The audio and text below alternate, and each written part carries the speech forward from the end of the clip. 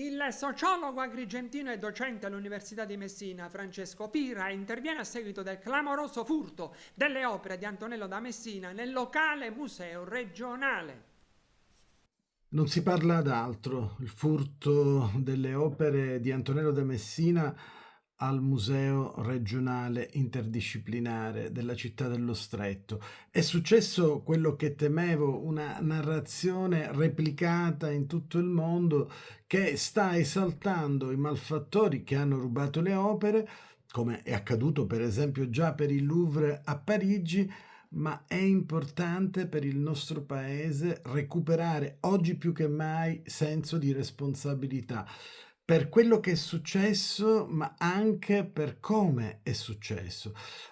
Ovviamente non mi riferisco alle cronache giornalistiche, ma a quello che sta girando per esempio sui social network, meme, satira, opinioni in libertà che stanno contribuendo a non comprendere effettivamente il valore di una perdita incredibile del nostro patrimonio che se non recuperato non potremo mettere più a disposizione dell'umanità. Tutti stanno evidenziando la falla nei sistemi di sicurezza, nei sistemi di allarme, le teche, le porte blindate.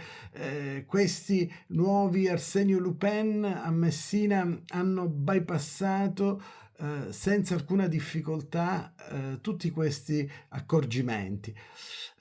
Però, come è successo per il furto di San Gennaro, tutto è avvenuto durante una festa religiosa popolare molto sentita dalla popolazione messinese, provata peraltro da un lutto recente per il crollo di uno stabile. Le opere rubate hanno superato la prova del terremoto di Messina, ma se andiamo oltre il fatto di cronaca, la mia paura è che manca una visione. Io lavoro a Messina dal 2013, insegno all'Università di Messina e mi sono sempre chiesto, ho manifestato questa mia opinione in vari convegni, momenti di riflessione pubblici, come mai i tanti croceristi che arrivano al porto di Messina non vengono indirizzati al museo dove ci sono queste stupende, anzi dove c'erano queste stupende opere di Antonello da Messina, per fortuna alcune sono rimaste, ma vengono portati in pullman a Savoca per visitare il bar dove è stato girato il film Il Padrino.